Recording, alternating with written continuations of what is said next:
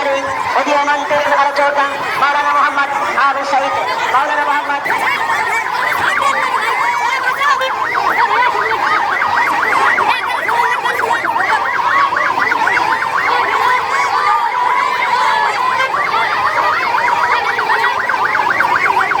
নীলফামারীবাসী কেমন আছেন আপনারা সবাই?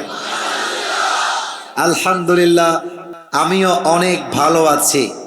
বিশ্বাস রাখেন, এত রোদের ভেতরে একদম জুমার নামাজের পরপর অনেকে হয়তো বাসায় খাওয়ার সুযোগটাও পায় নাই।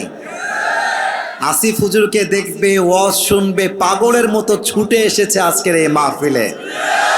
মাথায় রাখবেন, এটা নীলফামারী জেলা বটে, তবে আমাদের বিভাগ কিন্তু রংপুর বিভাগ।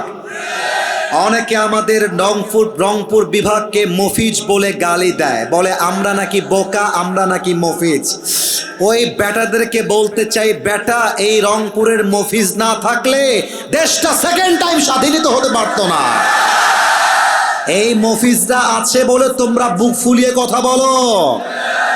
এই মফিজটা আছে বলে আজকে আলেমরা হক কথা বলতে সাহস খুঁজে পায়। কাদেরকে মফিজ বলো? এই মফিজরাই 5 আগস্টের আগে বুকের তাজা রক্ত দিয়ে দেশের মাটির জন্য শহীদ হয়েছিল। তার নাম শহীদ আবু সাইদ।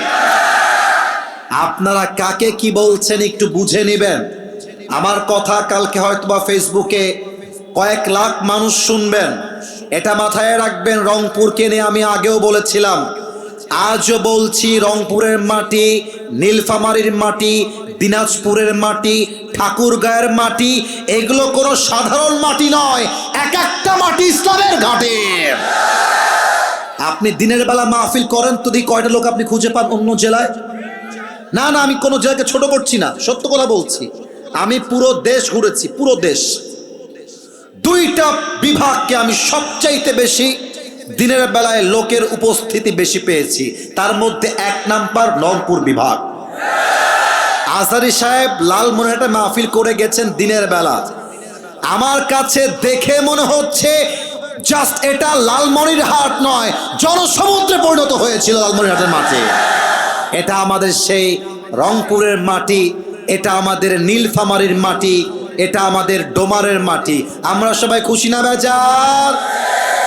তবে গত বছর ডোমারে এসে আমি আঘাতপ্রাপ্ত হয়ে গেছিলাম। যুবকদের ধাক্কায় পড়ে গিয়ে আমার পাটা কেটে গিয়েছিল। তবে এটা কোনো অভিযোগ নয়, এটা হচ্ছে আল্লাহর কোরআনের জন্য ভালোবাসা, ঠিক কিনা বলে? আমরা তাফসীরে ফিরে যেতে চাই। আমরা আমাদের বিভাগকে নিয়ে গৌরব নিয়ে কিছু কথা বলেছি। এবার আমাদের কোনো ডান বাম কথা হবে না। আমার ডান হাতের দিকে তাকান। আমার হাতে কিতাবটার নাম, এই সাউন্ড কমলে হবে না, কিতাবটার নাম আর একটু জোরে, কিতাবটার নাম বলেন তো। ডোমারবাসী, নীলফামারীবাসী, এই কিতাবে কোনো ভুল আছে? আসতে না, ভুল আছে? কোনো সন্দেহ আছে?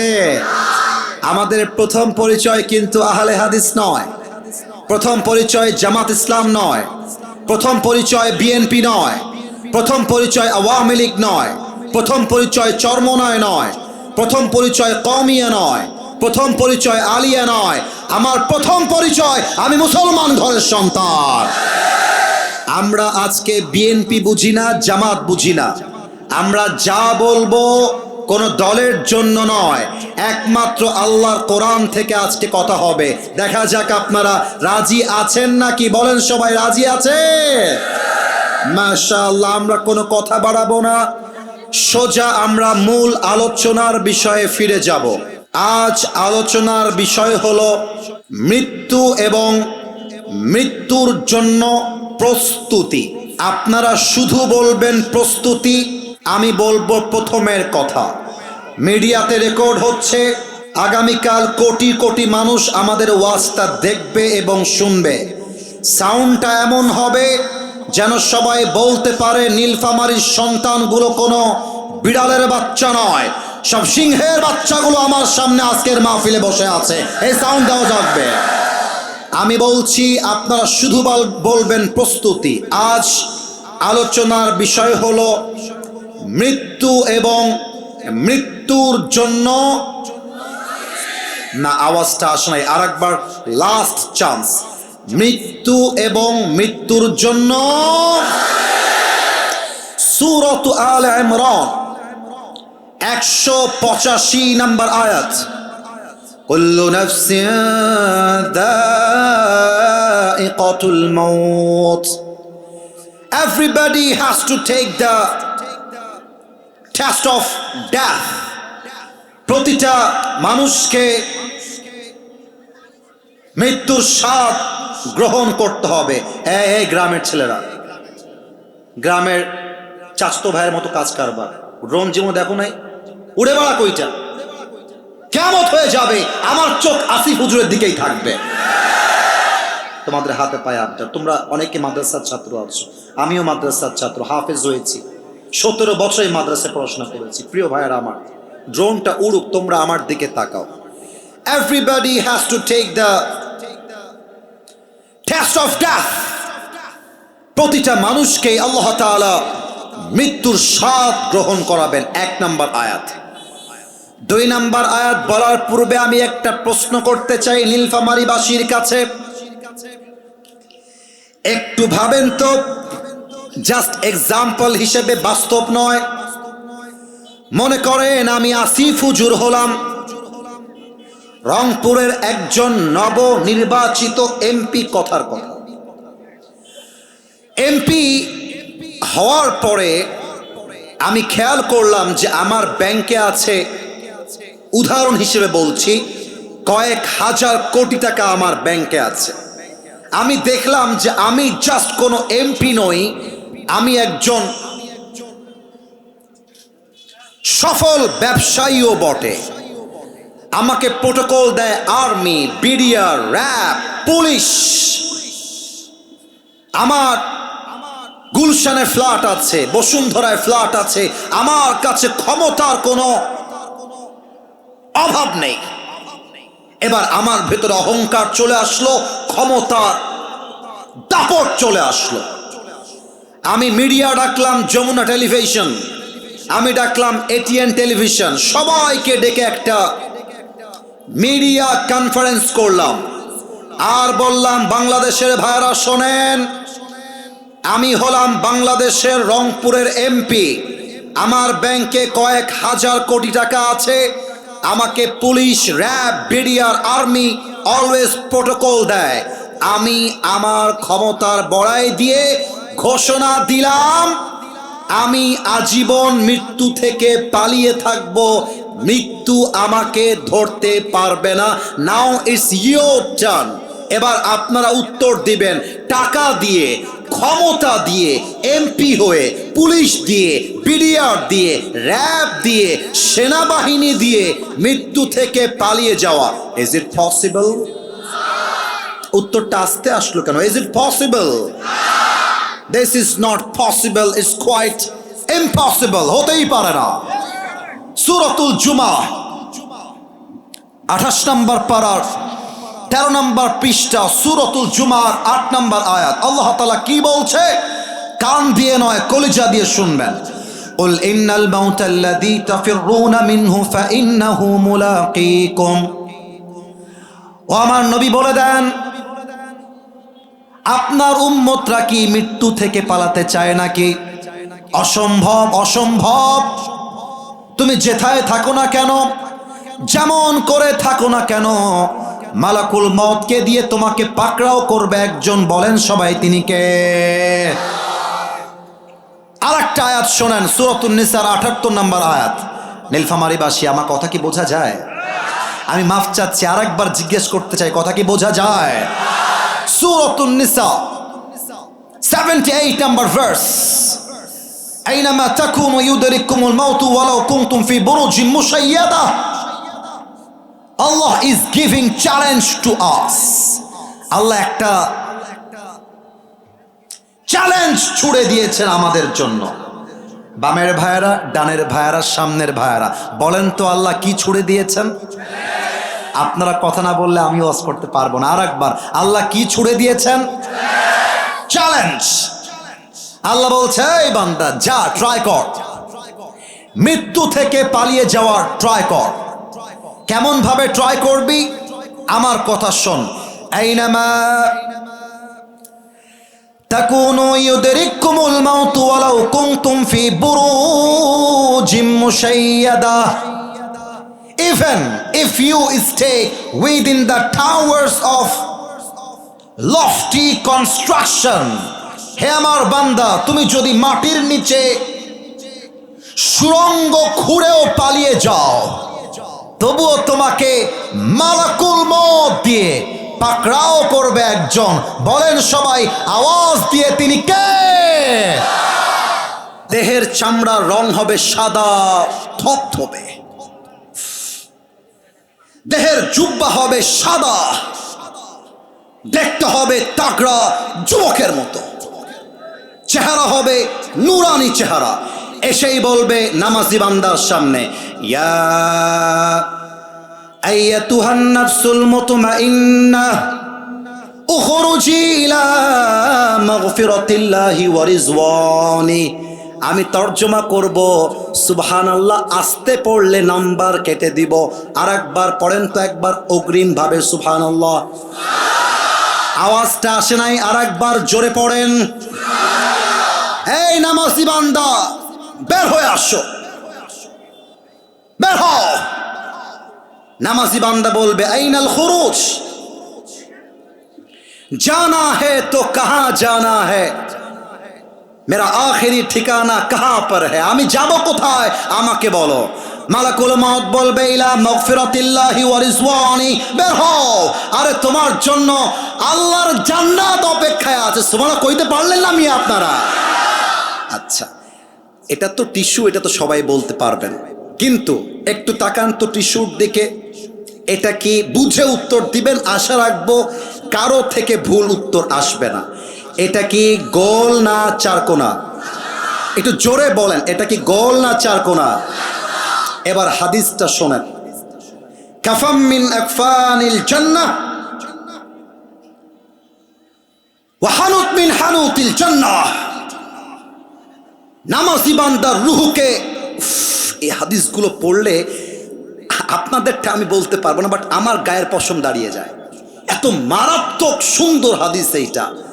নামাজি বান্দার রুহকে কবজ করে জান্নাত পর্যন্ত নেওয়ার জন্য আল্লাহ তাআলা জান্নাত থেকে একটা লাল রেশমি রুমালের চাদর গিফট হিসেবে নামাজি বান্দার কাছে জান্নাত থেকে পাঠিয়ে দিবে। সুবহানাল্লাহ বললেন না? রুহটাকে নিবে, রুমালে প্যাকেট করবে, সুন্দর করে ভাঁজ করে সোজা আপনার রুহকে জান্নাতের ঠিকানা ইল্লিয়িনে পৌঁছায় দিবে। সুবহানাল্লাহ পড়বেন না মিয়া? এবার আসেন বেনামাজির মৃত্যু কেমন হবে। অনেক যুবক এখানে বসে আছে, আমার স্যার ঠিক বলেছেন, আমার স্যার যা বলছিলেন he was right from his personal point of view. অনেক যুবক বসে আছে যারা আজকে ফজরের নামাজটা পড়ে নাই। না, আমি কাউকে আঘাত দেওয়ার জন্য বলি নাই, মাফ করবেন আমাকে। আজকে জুমার নামাজে মসজিদে জায়গা হয় নাই, আই এম শিওর। মানুষ বাহিরে নামাজ পড়েছে হয়তোবা, কিন্তু আগামীকাল ফজরে চেক করবেন। ফজর তো ইয়ার ইয়ে বহুত দূর কি বাত, আসরেই চেক করবেন, দেখবেন অনেক যুবক এখানে ওয়াজ শুনে বাসায় গিয়ে ক্রিকেট খেলবে, আড্ডা মারবে, আসরের নামাজটা পড়বে না। ঠিক কিনা বলে? অনেক মুরব্বী এখানে বসে আছেন, ডানে আছেন, সামনে আছেন। আমি ডিমলার খবর জানি না, বাট আমি আমার এলাকার কথা বলছি, আমি আমার এলাকার কথা বলছি। I don't know about your area. আপনার এরিয়ায় কি হয় তা আমি জানি না, বাট যদি ঠিক বলি আপনারা ঠিক বলবেন। আমি নিজের চোখে দেখেছি চায়ের দোকানে বসে মুরব্বির দাড়ি সাদা হয়ে গেছে, কিন্তু চায়ের দোকানে বসে বসে এই চাপ দাড়ি নিয়ে পায়ের উপরে পা তুলে, এটা কি আমার কথা অবাস্তব না বাস্তব বলেন? আমার আব্বা চান, দেখেন আপনার মতো বিড়িখোরের মৃত্যু কেমন হবে। আমার যে মায়েরা পর্দার নামে বেহায়াপনা করেন তাদের মৃত্যু কেমন হবে, এটা বলে আমরা শেষের দিকে যাব। বেনামাজির মালাকুল মউত যখন তার সামনে আসবে, আমার দিকে তাকান, চোখটা হবে টকটকে লাল,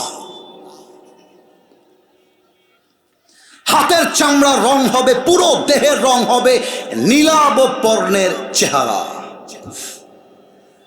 এখানে কেমনে বোঝায়, আমি একটু পেছনে যাচ্ছি, একটু সাউন্ডটা কম আসবে। যখন মালাকুল মত আপনার সামনে দাঁড়িয়ে যাবে, পা থাকবে জমিনে, মাথা থাকবে আকাশ বরাবর, বিশাল লম্বা, আর গায়ের জামার রং হবে কালো কুৎসিত। বেনামাজি যখন মালাকুল মতকে এক নজর দেখবে, থরথর থরথর করে কাঁপবে, থরথর।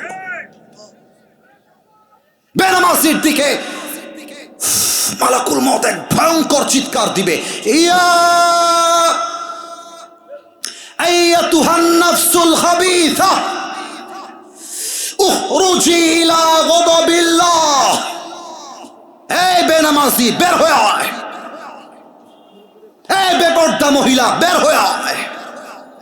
একটা ধমক দেওয়ার সাথে সাথে বেনামাজির রুহটা ছিঁড়ে বের হয়, ছিঁড়ে, কিন্তু বের হতে চাইবে না। একবার ডানে দৌড় দিবে, একবার বামে, আর একবার পেছন দিকে দৌড় দিবে। মালাকুল মত তার বাম হাত, look at my left hand, বাম হাত দেখেন সবাই, look at my left hand, বাম হাত দেখেন। He will take his left hand just like step back, পেছনে নিবে, এরকম না, একদম পেছনে। যতটুকু দেখা যায় দেখবেন। আমি প্র্যাকটিক্যালি অভিনয় করে বোঝাচ্ছি বেনামাজির মৃত্যু কত ভয়ঙ্কর হবে। পেছন থেকে মালাকুল মত তার হাতটা দিয়ে বেনামাজির রুহের দিকে একটা থাবা মারবে। রুহুকে যখন ধরে বের করে আনবে, হাদিসে আসছে একটা জীবিত ছাগলকে জাবেহ না করে তার চামড়া কেউ যদি ব্লেড দিয়ে এমন করে ছিঁড়ে ফেলে, ওই ছাগলটার যে পরিমাণ কষ্ট হয় তার চাইতে 70 গুণ বেশি কষ্ট দিয়ে বেনামাজির রুহুকে কবজ করা হবে। বলেন সবাই নাউজুবিল্লাহ। এই কথা শুনেও কেউ যদি নামাজি না হয়, ওর মতো কপাল পোড়া আর কেউ নাই। এই মৃত্যুর কথা শুনেও যদি কেউ পর্নোগ্রাফির নেশায় আসক্ত থাকে, আমার মনে হয় তার মতো হতভাগা আর কেউ হতে পারে না, ঠিক কিনা বলে? রুহুটা যখন কবজ হয়ে যাবে, বাস আপনার নামে এলাকার মাইকে এলান হওয়া শুরু হয়ে যাবে, অমুকের ছেলে, অমুকের মা, অমুকের বাবা দুনিয়াতে আর নাই। সকাল 10টায় জানাজার নামাজ হবে, সবাই উপস্থিত হয়ে যাবেন। জানাজার নামাজ যখন হয়ে যাবে, আপনার লাশকে কবরে দাফন করা হবে। এবার যে প্রশ্ন করব, উত্তর হয়তো বা 90 ভাগেরও বেশি ভুল আসতে পারে। আগেই বলছি সাবধান হয়ে যান, সঠিকভাবে বুঝে বুঝে উত্তর দেন। বলেন তো সবাই, মাইয়েতকে যখন তার লাশটাকে কবরে দাফন করা হবে, ফেরেশতা ওই মাইয়েতকে প্রশ্ন করবে মোট কয়টা? 3টা না 4টা, একজন বলেছে মনে হয় 4টা, না 4টা হচ্ছে রাইট আনসার, 3টা হচ্ছে বেসিক, বাট 4টা হচ্ছে আসলেই হবে। মূল প্রশ্ন হচ্ছে মোট 4টা, এটা আমরা অনেকে ভুল জানি। এবার আমি বুঝাই দিব 4টা প্রশ্ন আসলে কি কি হবে। প্রথম প্রশ্ন আমি করব, আপনার উত্তর দিবেন ঈমানের উত্তর। মার রব্বুক, আমাদের রব কে? না, আওয়াজটা আগের মতো আসে নাই, আরেকবার। আরে আল্লাহর নাম বলতে কি খারাপ লাগে না ভালো লাগে? আরে আল্লাহর নাম বললে তো মুমিন বান্দার কলিজা ঠান্ডা হয়ে যায়, ঠিক কিনা বলে? বলেন তো আমাদের রব কে? আল্লাহ আমার রব, আল্লাহ আমার রব। দমে দমে তনু মনে তারি অনুভব, তোমার দুনিয়াতে আমি যেদিকে তাকাই, অথই নেয়ামতে ডুবে আছি সবাই। পাখ পাখালির কণ্ঠে শুনি তাসবি কল রব, তাসবি কল রব। আল্লাহ আমার রব, এই রবই আমার সব। রবকে আরো জোরে, রবকে। 2 নম্বর প্রশ্ন, আতারিফু হাযার রাজুল, do you know this person, who is he? তুমি কি এই মানুষটাকে চেনো? সবাই উত্তর দিতে পারবে না। আচ্ছা, আমার মুখে এইটা কি দেখা যায়, এটার নাম? এরা বুঝে গেছে তোমরা উত্তরটা দিতে পারো নাই। এইটা আমার মুখে কি? আমাকে কেউ পাম দিবেন না, যা বলবেন মন থেকে বলবেন। আমি যে দাড়ি রেখেছি এই যুবক বয়সে, আমাকে দেখতে আওয়াজ দিবেন জোরে, আমাকে দাড়িতে আনস্মার্ট লাগতেছে? আরো জোরে, খ্যাত লাগতেছে? অনেক মেয়ে আছে দাড়ি দেখলে গায়ের মধ্যে চুলকানি শুরু হয়ে যায়। তারা বলে দাড়িওয়ালা বিয়ে করবা, গাঞ্জাখোর বিয়ে করবা। Yes yes yes yes. মেয়েদের রুচি এত খারাপ, দিনদার দাড়িওয়ালা পছন্দ হয় না, গাঞ্জাখোর বেশি মেয়েদের আজকাল পছন্দ হয়।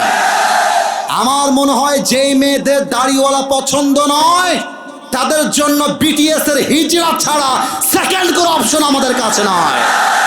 আরে যেই মেয়ে আমাকে দাড়ির জন্য বিয়ে করতে চায় না, সে তো আমার বাড়ির বউ হওয়ার যোগ্যতাই রাখে না। বলেন তো, আমার নবীর মুখে লম্বা লম্বা চাপ দাড়ি ছিল কি ছিল না? আরো জোরে, ছিল কি ছিল না? আমার নবীর মতো সুন্দর এই তল্লাটে দ্বিতীয় আর কেউ কি হতে পারে? চাঁদের চেয়ে সুন্দর তুমি নবী আমার কামলিওয়ালা, দো জাহানের বাদশাহ তুমি প্যারা নবী সাল্লে আলা, দো জাহানের বাদশাহ তুমি প্যারা নবী সাল্লে আলা, চাঁদের চেয়ে সুন্দর তুমি নবী আমার কামলিওয়ালা। সুবহানাল্লাহ পড়বেন না আপনারা? অতএব কবরে যদি আপনার নবী মুহাম্মদুর রাসূলুল্লাহ সাল্লাল্লাহু আলাইহি ওয়াসাল্লাম বলতে চান, আপনাকে জাস্ট মুখে মুসলমান বললে হবে না, কাজেও মুসলমান হতে হবে, ঠিক কিনা বলে? এবার আমার ওয়াজের শেষ প্রান্তে আমি চলে এসেছি। আমাদের ধর্মের নাম আস্তাগফিরুল্লাহ। আরে মিয়া, অহংকার গৌরব নিয়ে বলবেন আমাদের ধর্মের নাম। আরো জোরে, আমাদের ধর্মের নাম। আমি প্রশ্ন করছি, আমরা কি হিন্দু না মুসলমান? আরো জোরে, খ্রিস্টান না মুসলমান? আমরা বৌদ্ধ না মুসলমান? অতএব আমরা বাংলাদেশে 90% বেশি মুসলমানদের বসবাস। আগামী ফেব্রুয়ারি মাসে নির্বাচন হবে বলে আমরা জানতে পেরেছি। আমি কোনো বিএনপি দলের লোক নই, জামাতের লোক নই, কোনো রাজনৈতিক ব্যক্তিবর্গের সাথে আমার কোনো দলীয় সম্পৃক্ততা নেই। আগামীতে থাকবে কিনা এটা আগামীতেই বলবো। But right now at this moment I'm talking about on this matter not as a politician, I'm talking about on this matter just as a citizen of Bangladesh. আমি কথা বলবো বাংলার একজন সাধারণ নাগরিক হয়ে। যেহেতু আমাদের ধর্মের নাম ইসলাম, আগামী পার্লামেন্টে কোনো নারীকে আমরা আর ক্ষমতার চেয়ারে দেখতে চাই না। আমাদের ধর্মের নাম যেহেতু ইসলাম, আমরা চাই আগামীর পার্লামেন্টে এমন এক পুরুষ প্রাইম মিনিস্টার আসবে। আমার দেশের প্রধানমন্ত্রী চাইলে ঢাকার জাতীয় সংসদে দাঁড়িয়ে দেশের পক্ষে যেমন বক্তব্য দিবে, আরে আমার দেশের প্রধানমন্ত্রী চাইলে ঢাকার জাতীয় মসজিদ বাইতুল মুকাররমের মেম্বারে দাঁড়িয়ে জুমার খুতবা দেওয়ার যোগ্যতাও রাখবে। হাত তুলে বলো।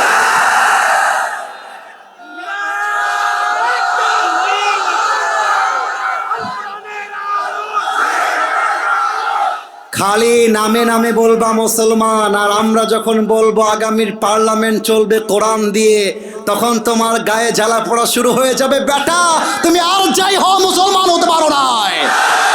মুসলমান হতে হলে একদিকে দাড়ি দিয়ে মুসলমান হওয়া যায় না। মুসলমান হতে হলে টুপি পড়লে মুসলমান হয়ে যায় না।